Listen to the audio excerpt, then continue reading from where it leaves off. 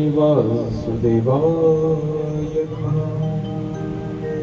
ओम नमो भगवते वासुदेवाय नमः। ओम नमो भगवते वासुदेवाय नमः। कथा प्रारंभ होते हैं, सुनो वीर हनुमान। आइए आसन लीजिए, प्रभु कोटि कोटि प्रणाम। तुलसी तुलसी सब कहे, तुलसी बन की खास।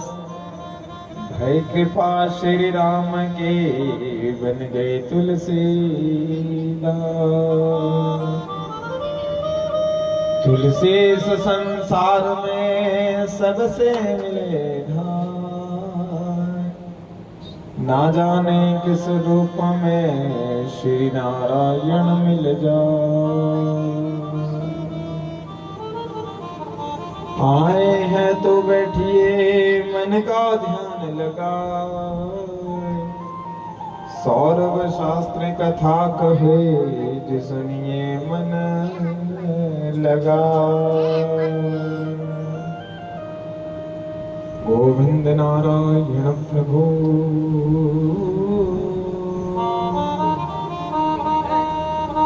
कृष्ण देव चंद महाप्रभु।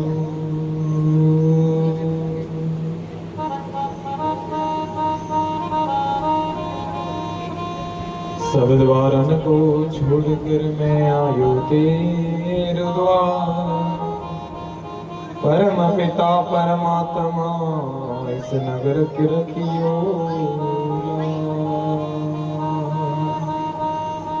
परम पिता परमात्मा, इन भक्तों की रखना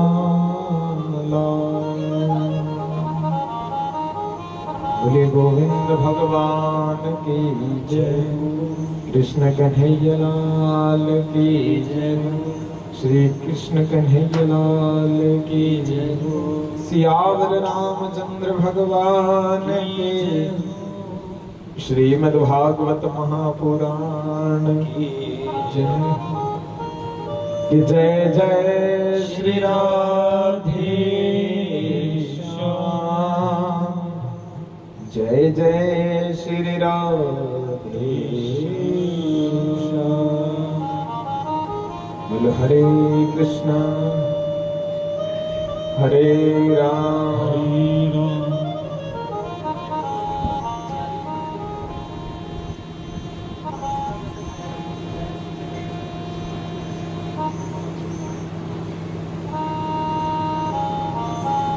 बोले कृष्ण कन्हैया लाल की जय। श्री राधेश्याम। सर्वप्रथम परम श्रद्धेय श्री सतगुरुदेव जी के पावन पवित्र चरणों में प्रणाम करते हुए, यशोदानंदन देवकी नंदन ब्रजजन रंजन ब्रह्मांड नायक राजाधिराज श्री गोविंद भगवान जी की युगल छवि को हृदय से कोटि कोटि नमन करते हुए एवं इस देवालय में विराजमान श्री क्षोम क्षेत्रपाल जी महाराज जी के पावन पवित्र चरणों में वंदन करते हुए और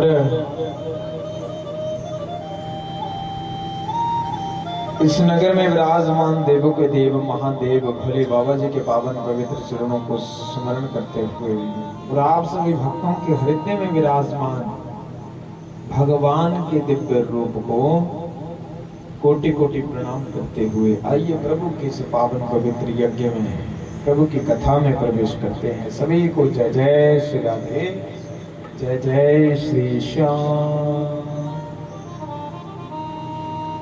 तो भक्तजनों, कहते हैं कि परमात्मा के नाम की कथा, प्रभु के नाम की कथा जब हम लोग श्रवण करते हैं तब हम अपने पापों से मुक्त हो जाते हैं।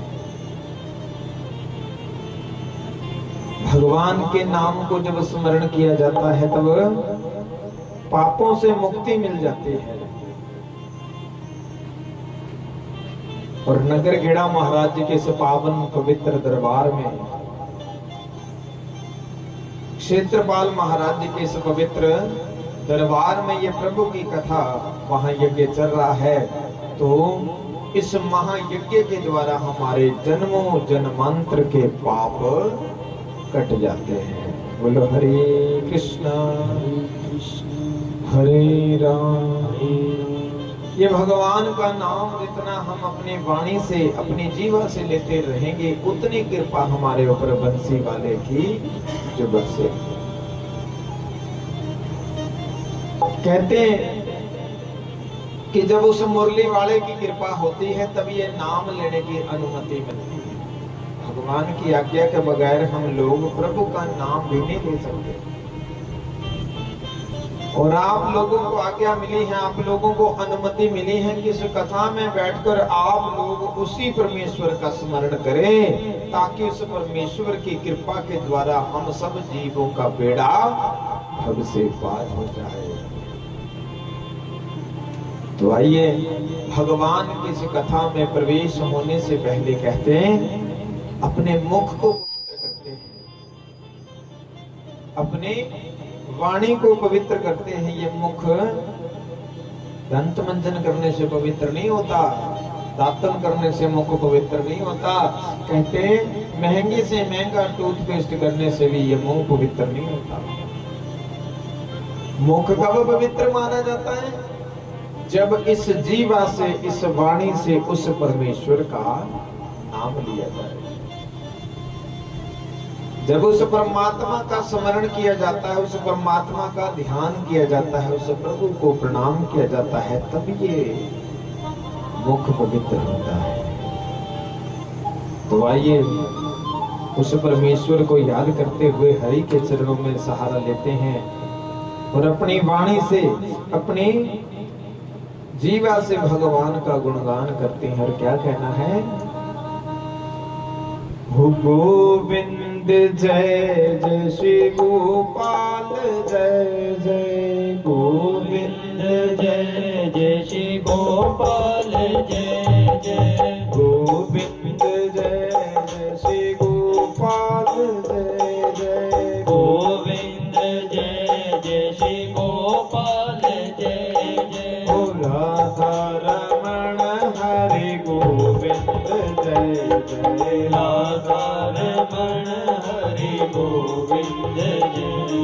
हो राधा रमण हरि गोविंद जय जय राधा रमण हरि गोविंद जय जय। हो गोविंद जय जय श्री गोपाल जय जय गोविंद जय जय श्री गोपाल जय जय। हो राधा रमण हरि गोविंद जय जय राधा रमण हरि गोविंद जय जय राधा रमण हरि गोविंद जय जय राधा रमण हरि गोविंद जय जय।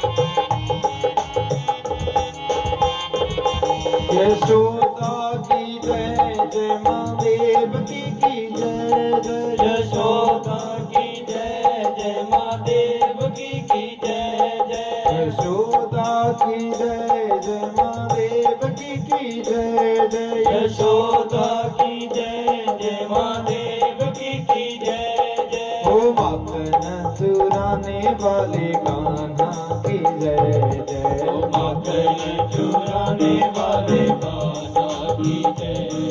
ओ गोविंद जय जय श्री गोपाल जय जय। गोविंद जय जय श्री गोपाल जय जय। ओ राधा रमण हरि गोविंद जय जय राधा रमण हरि गोविंद जय जय ओ राधा रमण हरि गोविंद जय जय राधा रमण हरि गोविंद जय जय।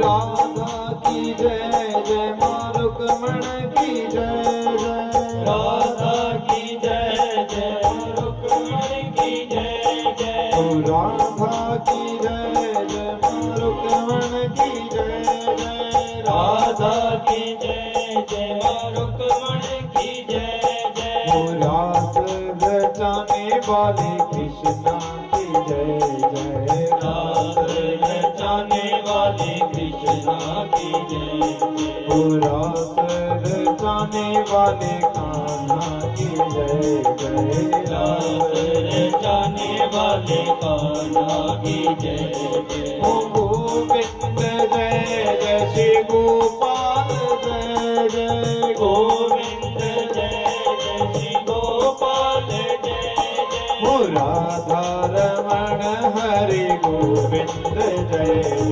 राधा रमण हरि गोविंद जय जय ओ राधा रमण हरि गोविंद जय जय राधा रमण हरि गोविंद जय जय राधा रमण हरि गोविंद जय जय राधा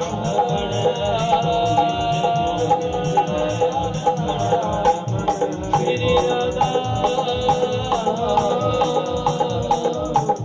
श्री राधा श्री राधा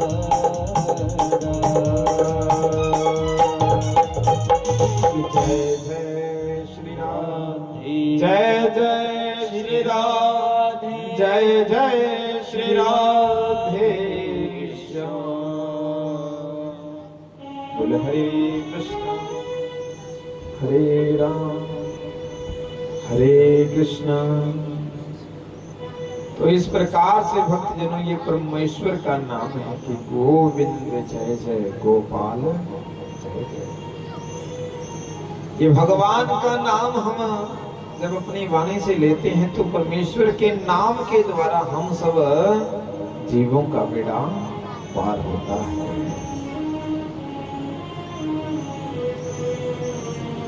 और परमात्मा के नाम से ही इस जीव का कल्याण होगा प्यारे।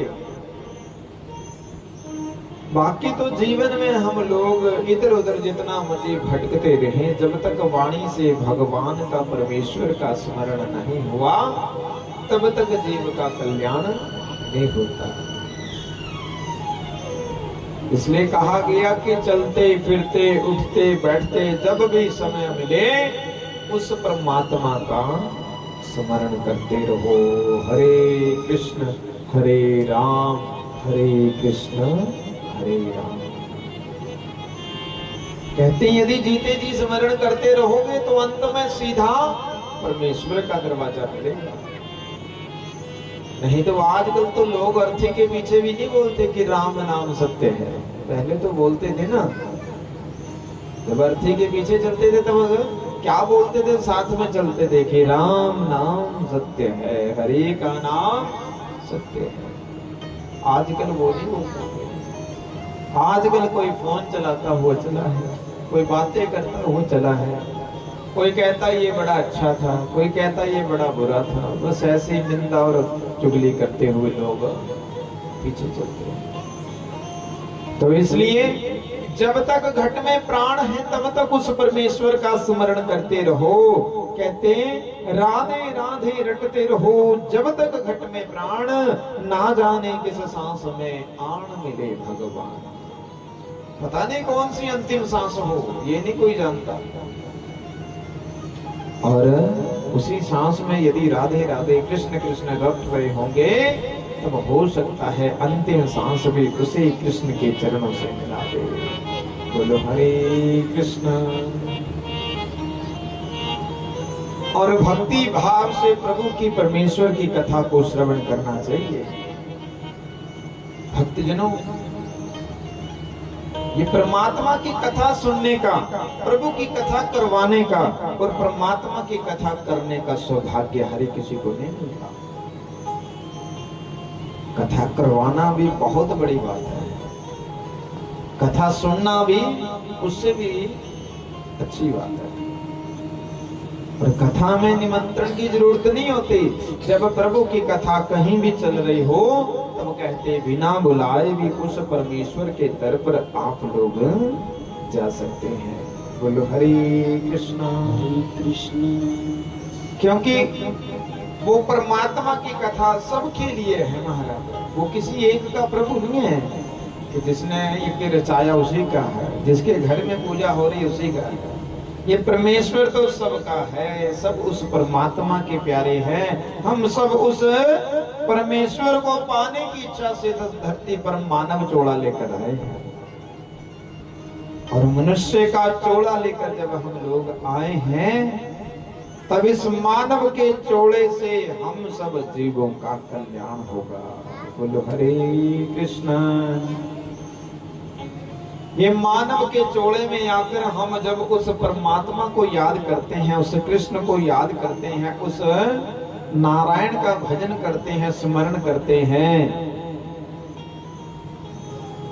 तब उसी नारायण की कृपा से हम सब जीव भव से पार हो जाते हैं। भव सागर से पार होने का ये, भव से पार होने का कहते ये मौका है हमारे पास कि कलयुग केवल नाम आधारा, सुमिर सुमिर नर उतरहि पारा। कलयुग में जितना नाम भजन कीर्तन करोगे, जितना नाम स्मरण करोगे, उतनी कृपा उस मुरली वाले के आप लोगों के ऊपर बरसती जाएगी। और कलयुग में बैठकर जितना महाराज हम लोग निंदा चुगली करेंगे, लड़ाई झगड़े करेंगे, कलह कलेश करेंगे, लोगों के घर में जाकर झगड़े करवाएंगे, तो उतना ही दुख, उतना ही कष्ट और उतना ही पाप के भागीदार हम लोग बनेंगे। सीधी सीधी बात है महाराज। फूल बांटोगे तो फूल मिलेंगे और कांटे बांटोगे तो वो कांटे ही कांटे मिलेंगे। इसलिए कर्म अपना सही होना चाहिए। कर्म अपना सही होना चाहिए। जब अपना कर्म सही है तो परमेश्वर की कृपा, उस कर्म का फल हम लोगों को जरूर मिलता है। बोलो हरे कृष्ण हरे राम। तो इसी प्रकार से भक्तजनों, कल हम लोगों ने कथा का श्रवण किया, बड़े धूमधाम से भगवान कृष्ण के जन्म की कथा का श्रवण किया और बड़ी श्रद्धा से, बड़े भक्ति भाव से कृष्ण जन्म की झांकी ठाकुर जी के दर्शन किए। और उसके उपरांत ये कथा का प्रसंग आज चला है महाराज। श्री सुखदेव जी महाराज राजा परीक्षित को ये कथा का प्रसंग सुना रहे हैं। अच्छा, सुखदेव जी क्यों कथा सुना रहे हैं? क्या जरूरत आन पड़ेगा कि राजा परीक्षित को श्राप लगा है? किस बात का? कि तक्षक नाग के डसने से तेरे 7 दिन में मौत हो जाएगी। 7वें दिन तेरी मृत्यु हो जाएगी। मृत्यु से मुक्ति पाने के लिए, इस जीव को अपने जन्म और मरण से मुक्ति पाने के लिए 7 दिन में क्या कर्म करना चाहिए? तब सूत जी महाराज जी यही कथा शौनक आदि ऋषियों को सुना रहे और राजा परीक्षित ने यही प्रश्न किया सुखदेव जी महाराज जी से। और सुखदेव जी ने भागवत की पावन पवित्र कथा का ज्ञान, प्रभु की कथा का ज्ञान कहते हैं, राजा परीक्षित को सुना रहे हैं। और भक्तजनों, भगवान की कथा तो ऐसी है, इसे चाहे हम लोग हजारों वर्षों तक करते रहे तो भी परमात्मा की कथा कभी पूरी नहीं होती। परमात्मा के एक कथा के प्रसंग में से ना जाने कितनी कड़ियां निकलती हैं और अलग अलग वृत्तांत उसके बनते जाते हैं। क्योंकि पूर्ण कौन है? पूर्ण वो परमेश्वर है, वो परमात्मा है। और इंसान कभी पूर्ण नहीं बन सकता, कोई ना कोई कमी हर किसी में रह जाती है। इसलिए बाद में जब हम लोग पूजा पाठ कर लेते हैं तब हाथ जोड़कर क्षमा मांगते हैं महाराज देवताओं से। क्या कि प्रभु, हम आपका मंत्र नहीं जानते, आपकी भक्ति नहीं जानते, आपका स्मरण नहीं जानते, जाने अनजाने में हमसे कोई गलती हो गई हो तो उसके लिए हमें क्षमा। कहते क्षमा मांगना कोई बड़ी बात नहीं है, पर लोग आजकल क्षमा नहीं मांगते, एक दूसरे के ऊपर आरोप लगाते हैं। गलती हो भी जाए तब उस गलती को छुपाने के लिए और झूठ बोलते हैं, उस गलती को मानेंगे नहीं। और जब परमात्मा के दर पर आते हैं तो महाराज चाहे घर में कोई पूजा पाठ करना हो, घर में कोई धूप डालना हो, तो भी गले में कपड़ा डालकर हाथ जोड़कर कहते हैं कि महाराज असी भुल्लनहार है, तुसी बख्शनहार। और इसी तरीके दे नाल महाराज जद असी अपनी गलती नूं मनना मंजूर कर लेवे, जद असी अपनी गलतियां नूं मनन लग जावे तो कहंदे परमात्मा भी उस गलतियां नूं माफ कर देते।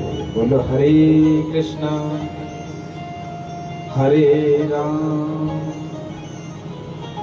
तो इसी प्रकार से सुखदेव जी कहते हैं कि हे राजा परीक्षित, जब भगवान जी का प्राकट्य कहते हैं भाद्रपद के कृष्ण पक्ष के अष्टमी तिथि को रोहिणी नक्षत्र में रात्रि के 12 बजे बुधवार के दिन भगवान इस धरा पर प्रकट होकर आए, तब उसी क्षण वासुदेव जी के हाथों की बेड़ियां खुल गई। बोलो हरे कृष्णा। वासुदेव जी के पैरों में बेड़ियां जकड़ी थी, वो भी खुल गई, सब पहरेदार सो गए और सब ताले खुल गए। और महाराज जब सब ताले खुल गए तब वासुदेव जी को बताया गया था, ठाकुर जी ने कहा था आकर पहले कि मुझे यहाँ से ले जाकर नंद भवन में जाकर छोड़ दे।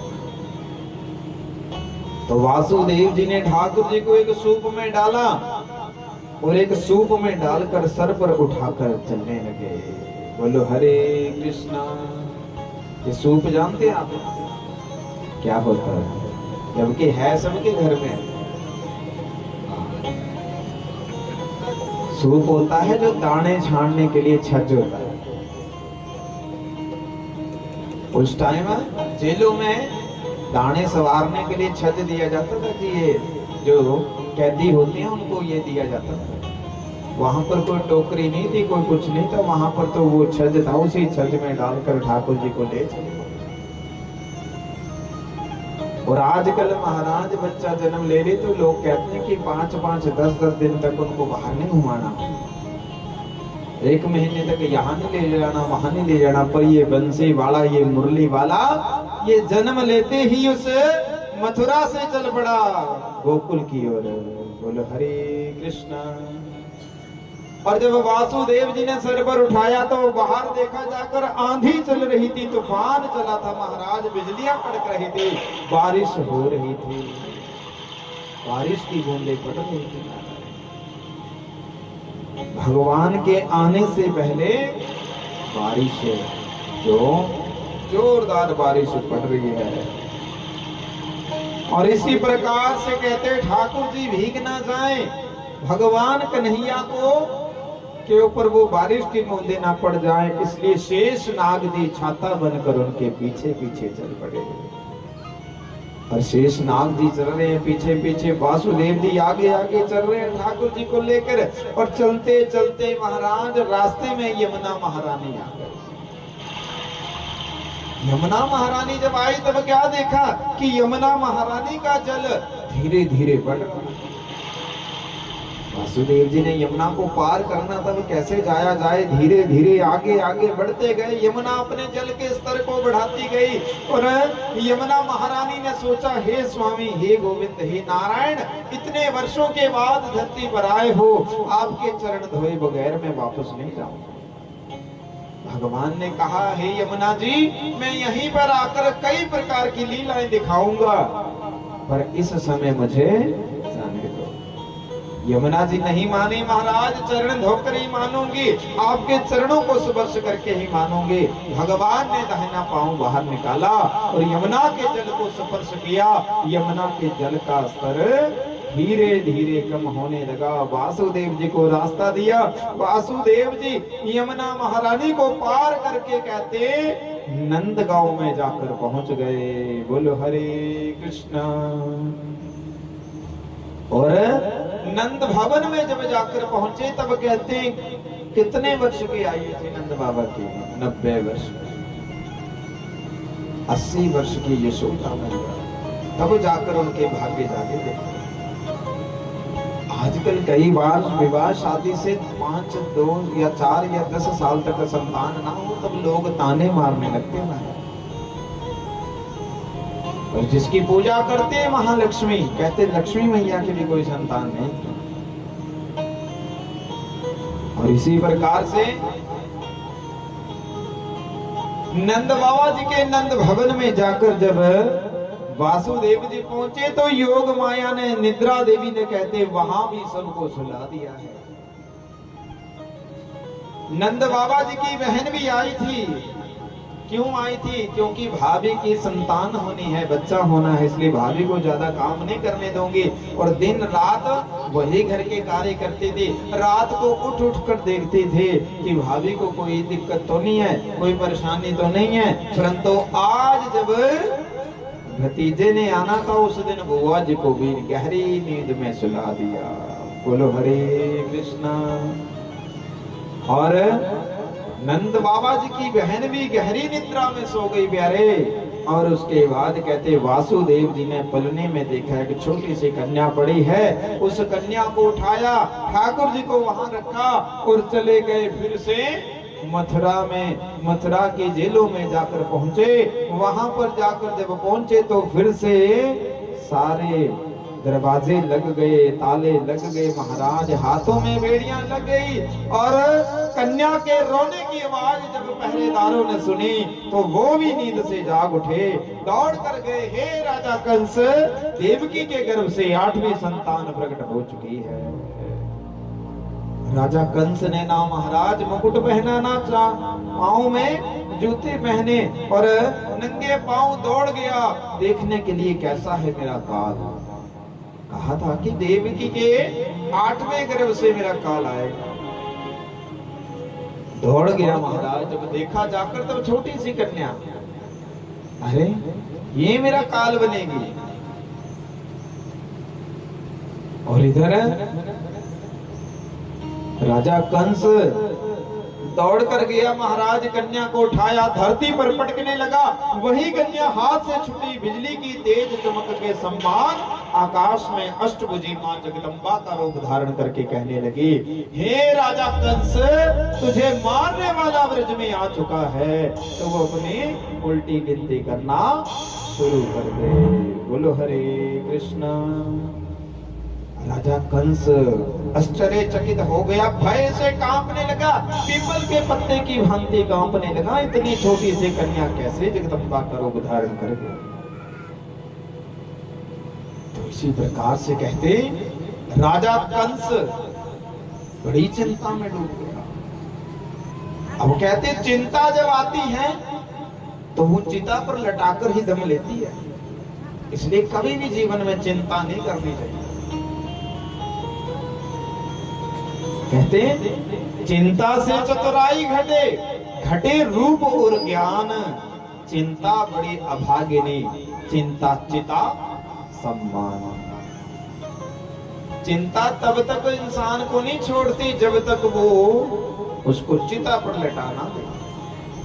किसी भी बात की चिंता ले लो, संतान नहीं हो रही वो चिंता, संतान हो गई तो माड़े कर्म कर रही है वो चिंता, संतान हो गई उसका विवाह नहीं हो रहा वो चिंता, विवाह हो गया आगे पत्नी अच्छी नहीं मिली वो चिंता। महाराज ऐसे धीरे धीरे करके कोई ना कोई चिंता हम लोग अपने मन में प्रसार कर रखते हैं। तो कहते चिंता करने से कुछ नहीं होता प्यारे, कर्म करो अच्छा जिसके द्वारा जीव का कल्याण हो जाए। राजा कंस भी देखने लगा जब वो अष्टभुजी मां जगदम्बा कहने लगी, हे राजा कंस तुझे मारने वाला तो ब्रजमंडल में पैदा हो चुका है, अब तू अपने उल्टे गिनती करना शुरू कर दे। और यही अष्टभुजी मां जगदम्बा कहते काशी में विंध्याचल पर्वत पर आज भी विंध्यवासिनी के नाम से पूजी जाती है। बोलिए जगदम्बा मैया की। और इसी प्रकार से भक्तजनों राजा कंस ने जब देखा कि मुझे मारने वाला तो ब्रज में आ चुका है, तब राजा कंस को बड़ी चिंता पड़ गई। सोचने लगा अब मैं क्या करूं, कहां जाऊं, कैसे होगा, क्या होगा, किस प्रकार से मेरा इस चिंता को मैं दूर कर पाऊंगा। और इसी प्रकार से भक्तजनों राजा कंस ने महाराज बड़ा दुख जताया। और राजा कंस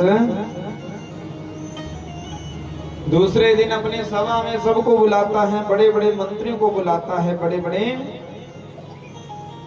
मंत्रियों को बुलाकर महाराज सबसे सलाह करता है कि अब क्या किया जाए, अब क्या किया जाए। और दूसरी तरफ कहते हैं राजा कंस को चिंता पड़ी है, और दूसरी तरफ नंद भवन में जब सुबह पता चला कि नंद बाबा जी के घर में तो लाल ने जन्म ले लिया है, नंद बाबा के घर में लाला आ गया है, तो महाराज सभी लोग उनको बधाई देने आने लगे। बधाई हो माँ यशोदा, तेरे घर में लाला जन्मा है, तुझे बधाई हो। और इसी प्रकार से कहते नंद बाबा जी ने भगवान कृष्ण के जन्म पर 1,00,000 गौओं का दान किया, 1,00,000 गौओं का दान किया महाराज। और इसी प्रकार से जो भी सखी मांगने आ रही है महाराज, उसे हीरे मोती जवाहरात, जो भी भक्त मांगने आ रहा है, जो भी ब्राह्मण, जो भी सन्यासी, जो भी संत, कोई भी मांगने आ रहा है, उसको दिल खोलकर आज माँ यशोदा बधाई दे रही है और कह रही है कि बधाई हो, आप सभी को, नंद बाबा जी आपको लाला के जन्म की बधाई हो। और माँ यशोदा के पास सखियां आकर क्या कहती है, 100 बार बधाई लोगों, 100 बार बधाई लोगों, लाखों बार बधाई। नंद जी की अंगना में बज रही आज बधाई, नंद जी की अंगना में बज रही आज बधाई, नंद जी की अंगना में बज रही आज बधाई, नंद जी की अंगना में बज रही आज बधाई।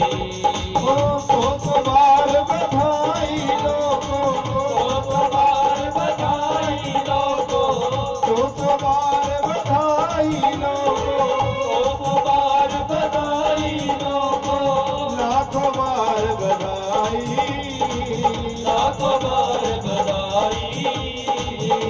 हो नंद जी के, हो नंद जी के, हो नंद जी के अंगना में बज रही आज बधाई, नंद जी के अंगना में बज रही आज बधाई, अंगना में बज रही आज बधाई। जय हो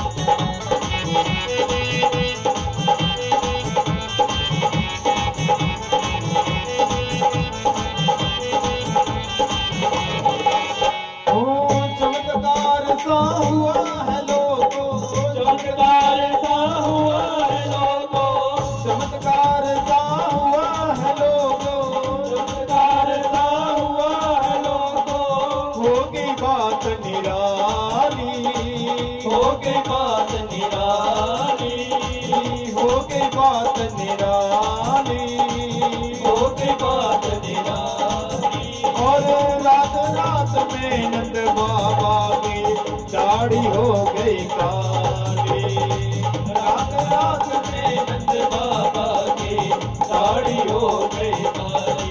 नंद के अंगना में बज रही याद बधाई, नंद के अंगना में बज रही आज बधाई। नंद के अंगना में बज रही याद बधाई।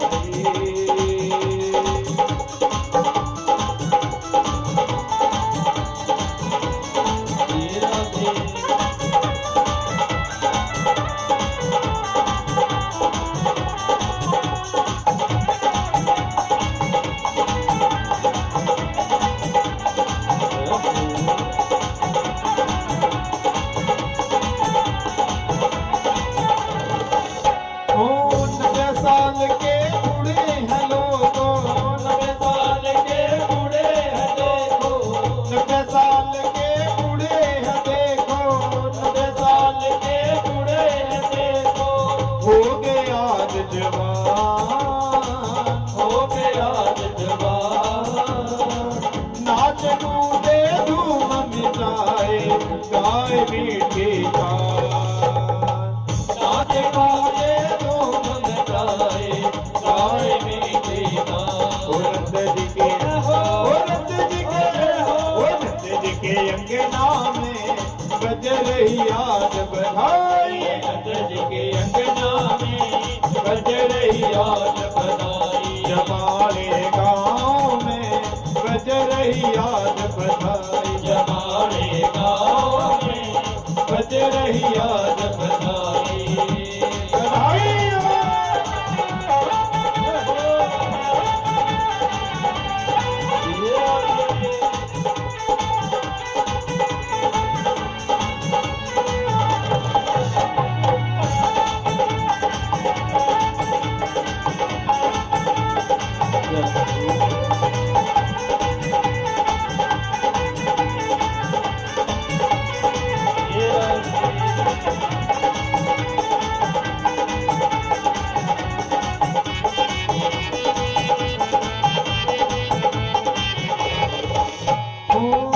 यशोदा सब गोपियों को, मात यशोदा सब गोपियों को, मात यशोदा सब गोपियों को, मात यशोदा सब गोपियों को। वस्त्र आज लुटाए, वस्त्र आज लुटाए। ओ गोपवाल सब रण मिल करके बाबा को भी नचाए, गोपाल और रण मिलके अज बाबा को नचाए। नंद जी के, ओ नंद जी के, ओ नंद जी के अंगना में बज रही आज बधाई, नंद के अंगना में बज रही आज बधाई। ओ नंद जी के अंगना में बज रही आज बधाई, नंद जी के अंगना में बज रही आज बधाई। बधाई हो।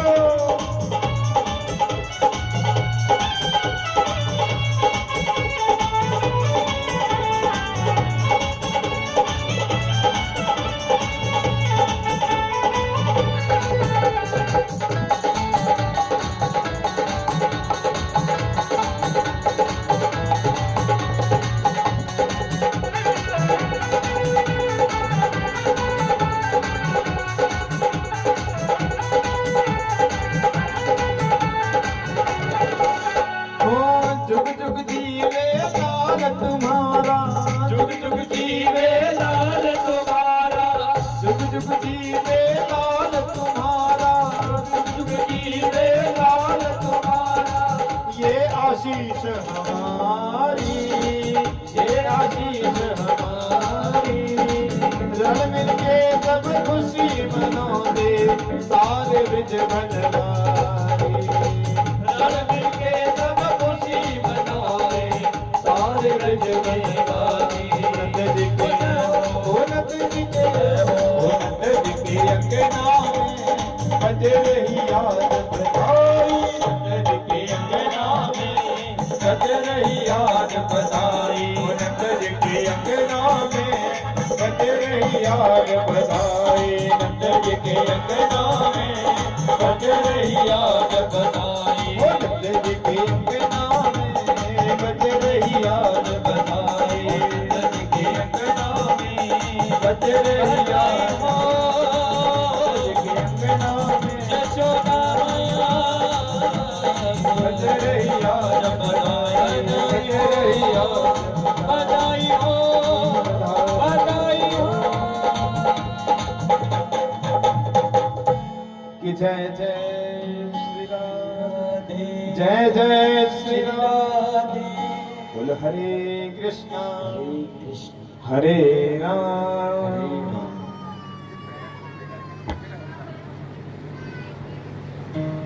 बोल हरे कृष्णा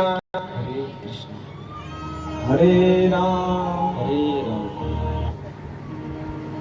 तो इस प्रकार से भक्तजनों कहते मां यशोदा को सखियां आकर बधाई देने लगे। सखियों ने बधाई दी मां यशोदा को, तो कहा कि इतने समय के बाद है मां यशोदा तेरे घर लाला आया है, तुझे बधाई हो, बधाई हो, बधाई हो। तो आप सब भक्तों को भी बधाई हो, क्योंकि कल आपकी नगरी में भी ठाकुर जी आए और भगवान की कृपा से आप लोगों के जीवन में भी ऐसी खुशियां सदा आती रहे। आपके घर में, आपके जीवन में, आपके गांव में ऐसी प्रभु की कृपा सदा बरसती रहे। ये मुरली वाले की कृपा सदा आप लोगों पर बरसती रहे। बोलो हरे कृष्णा हरे कृष्ण। ये मुरली वाला जानते पता कैसा है? बड़ा अद्भुत है महाराज। किसी भक्त ने पूछा कि आप बंसी वाले की ही सेवा क्यों करते हो? और भी देवता है, शंकर जी है, विष्णु जी है, ब्रह्मा जी है, हनुमान जी है, माता रानी है। तो कृष्ण के भक्त कहने लगे महाराज कि हमने सब देवताओं की प्रतिमाएं देखी, सब देवताओं के चित्र देखे, सब देवताओं ने अपने हाथों में शस्त्र उठाए हैं।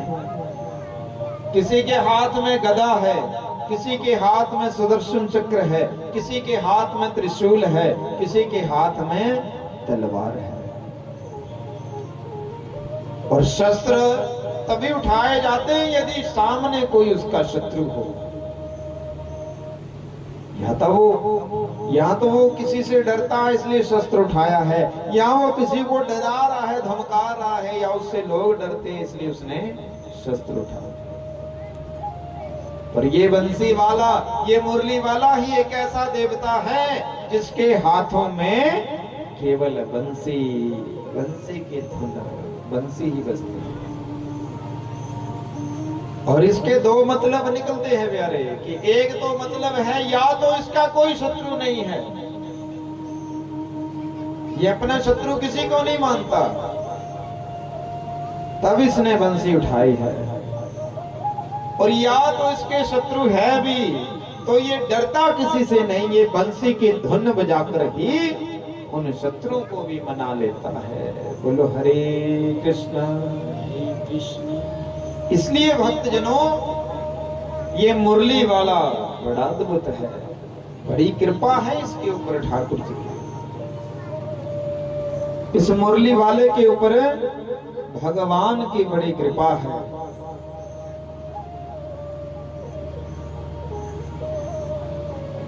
और भगवान की कृपा जब किसी पर हो जाती है तो परमात्मा की कृपा से ही बेड़ा पार होता है। बोलो हरे कृष्णा कृष्ण। और इसी प्रकार से भक्तजनों हम लोग जब गोविंद के चरणों का ध्यान करते हैं, गोपाल के चरणों का ध्यान करते हैं, तो परमेश्वर के चरणों के द्वारा हम सब भक्त